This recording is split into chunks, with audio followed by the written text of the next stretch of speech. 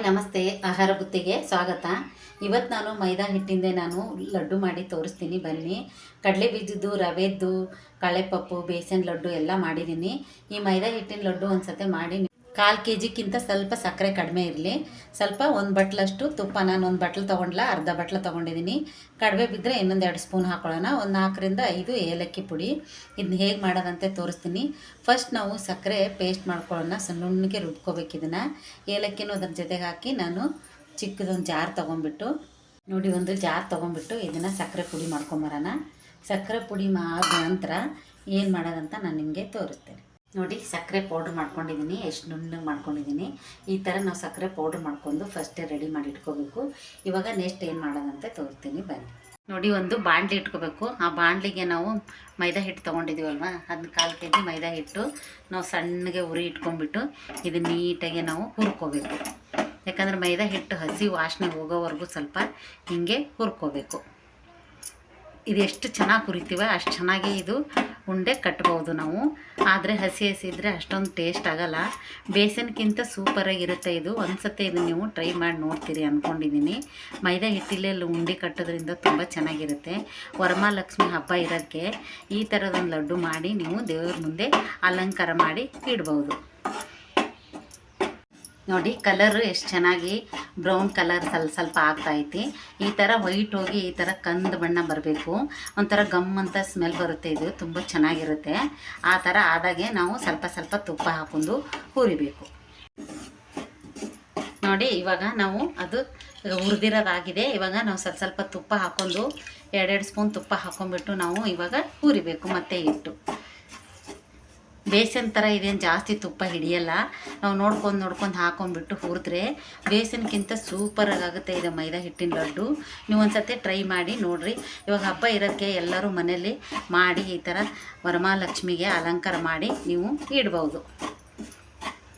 ಇದಕ್ಕೇನು ಜಾಸ್ತಿ ಟೈಮ್ ತೊಗೊಳ್ಳಲ್ಲ. 1/4 ಗಂಟೆ ಒಳಗೆ ನೀವು ಎಷ್ಟನ್ನ ಲಡ್ಡು ಮಾಡ್ಕೋಬೋದು. ಈ ಥರ ನಾವು ತುಪ್ಪ ಹಾಕ್ಕೊಂಡು ಹುರಿಯೋದ್ರಿಂದ ಎಷ್ಟು ಚೆನ್ನಾಗಿರುತ್ತೆ ಅಂದರೆ ಈ ಲಡ್ಡು ಸೂಪರಾಗಿರುತ್ತೆ. ಏಲಕ್ಕಿ ಪುಡಿ, ಸಕ್ಕರೆ ಪುಡಿ, ತುಪ್ಪ ಇದ್ದರೆ ಸಾಕು. ಮೈದಾ ಹಿಟ್ಟು 4 ಐಟಮಲ್ಲೇ ನಾವು ಲಡ್ಡು ಕಟ್ಕೋಬೋದು.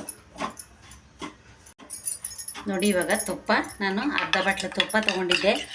ಫುಲ್ಲೆಲ್ಲ ಹಾಕ್ಕೊಂಡ್ಬಿಟ್ಟು ನಾನು ಇವಾಗ ಇನ್ನೂ ಚೆನ್ನಾಗಿ ಹುರಿತೀನಿ. ತುಪ್ಪ ಹಾಕಿ ಹುರಿದಟ್ಟು ತುಂಬ ಚೆನ್ನಾಗಿರುತ್ತೆ.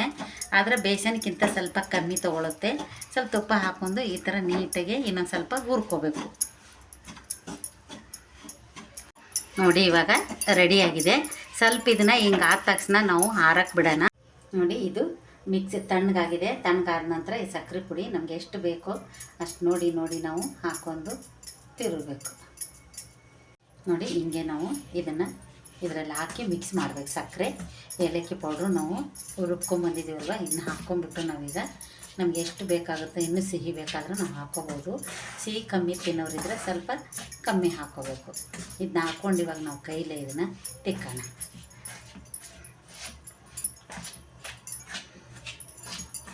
ನೋಡಿ, ಒಂದು ಅಗಲವಾದ ತಟ್ಟೆ ತೊಗೋಬೇಕು.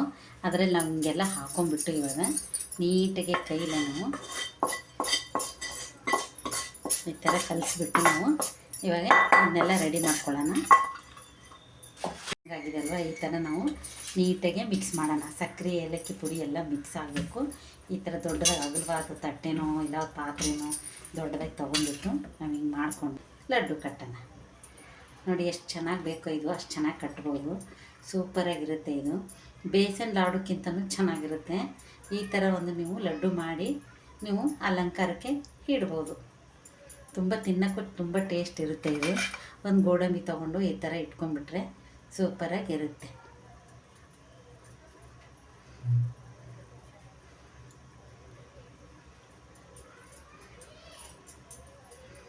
ಲಾಸ್ಟ್ಗೆ ನೀವು ಅಲಂಕಾರಕ್ಕೆ ಗೋಡಂಬಿ ಇಟ್ಕೋಬೋದು.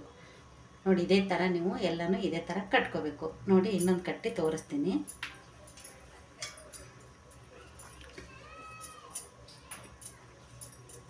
ನೀವು ಯಾವ ಥರ ಸೇಪಲ್ಲಿ ಕಟ್ಟಿದರೂ ಅಷ್ಟು ಚೆನ್ನಾಗಿ ಕುತ್ಕೊಳ್ಳುತ್ತಿದ್ದು, ಏನು ಒಡೆದೋಗಲ್ಲ. ಹಿಟ್ಟು ಚೆನ್ನಾಗಿ ಹುರಿಬೇಕು. ಮೇಲೆ ಏನು ತುಪ್ಪನೂ ಜಾಸ್ತಿ ಹಿಡಿಯಲ್ಲ. ಸ್ವಲ್ಪ ನೋಡ್ಕೊಂಡು ತುಪ್ಪ ಹಾಕಿದರೆ ಇನ್ನೂ ಚೆನ್ನಾಗಿರುತ್ತೆ. ನೋಡಿ, ಎಷ್ಟು ಚೆನ್ನಾಗಾಗಿದೆ. ಇದೇ ಥರ ನಾನು ಉಂಡೆ ಕಟ್ಟಿ ನಿಮಗೆ ಎಲ್ಲನೂ ತೋರಿಸ್ತೀನಿ. ನೋಡಿ, ಮನೇಲಿ ಮೈದಾ ಹಿಟ್ಟು ಇದ್ದೇ ಇರುತ್ತೆ. ಸ್ವಲ್ಪ ತುಪ್ಪ ಇದ್ದರೆ ಸಾಕು, ಮೈದಾ ಹಿಟ್ಟಿನ ಉಂಡೆ ಸಖತ್ತಾಗಿ ಈಸಿಯಾಗಿ ಮಾಡ್ಕೋಬೋದು. ತುಂಬ ಟೈಮ್ ತೊಗೊಳ್ಳೋದಿಲ್ಲ. ಒಂದು 2 ನಿಮಿಷ ಇದನ್ನು ಹಿಟ್ಟು ಹುರ್ಕೊಂಬಿಟ್ಟು ತುಪ್ಪ ಹಾಕಿಬಿಟ್ಟು ಒಂದು 2 ನಿಮಿಷ ಹುರಿದ್ಬಿಟ್ಟು ಸಕ್ಕರೆ ಪೌಡ್ರ್ ಮಾಡಿ ಹಾಕೊಂಡ್ರೆ ಸಾಕು, ಈಸಿಯಾಗಿ ಲಡ್ಡು ಕಟ್ಕೋಬೋದು ಆರಾಮಾಗೆ. ಒಂದು ಹಾಫ್ ಆನ್ ಅವರಲ್ಲೇ ನೀವು ಎಷ್ಟು ಅರ್ಧ ಕೆ ಜಿ 1 ಕೆ ಜಿನೂ ಮಾಡ್ಕೋಬೋದು. ನಾನು 1/4 ಕೆ ಜಿಯಿಂದ ನಾನು ಮೈದಾ ಹಿಟ್ಟಿನ ಲಡ್ಡು ಮಾಡೀನಿ. ನೋಡಿ ಯಾವ ಥರ ಆಗಿದೆ ಅಂತ ನಿಮಗೆ ಗೊತ್ತಾಗುತ್ತೆ. ನಾನು ಮುರಿದು ತೋರಿಸ್ತಾ ಇದ್ದೇನೆ. ನೋಡಿ ಎಷ್ಟು ಚೆನ್ನಾಗಿದೆ, ಸಾಫ್ಟಾಗಿದೆ, ತುಂಬ ಚೆನ್ನಾಗಿರುತ್ತೆ. ಇದು ತಿನ್ನೋಕ್ಕೂ ತುಂಬ ಕ್ರಿಸ್ಪಿಯಾಗಿರುತ್ತೆ. ಈ ಥರದೊಂದು ಲಡ್ಡು ನೀವು ಮಾಡ್ಕೊಂಡು ಈಸಿಯಾಗಿ ತಿನ್ಬೋದು. ಈ ಥರ ನಿಮಗೆ ಲಡ್ಡು ಮಾಡಿ ನಾನು ತೋರಿಸಿದ್ದೀನಿ. ಈ ಮೈದಾ ಹಿಟ್ಟಿನ ಲಡ್ಡು ನಿಮ್ಗೆ ಇಷ್ಟ ಆದಲ್ಲಿ ಲೈಕ್ ಮಾಡಿ, ಶೇರ್ ಮಾಡಿ, ಸಬ್ಸ್ಕ್ರೈಬ್ ಮಾಡಿ. ನಮಸ್ತೆ.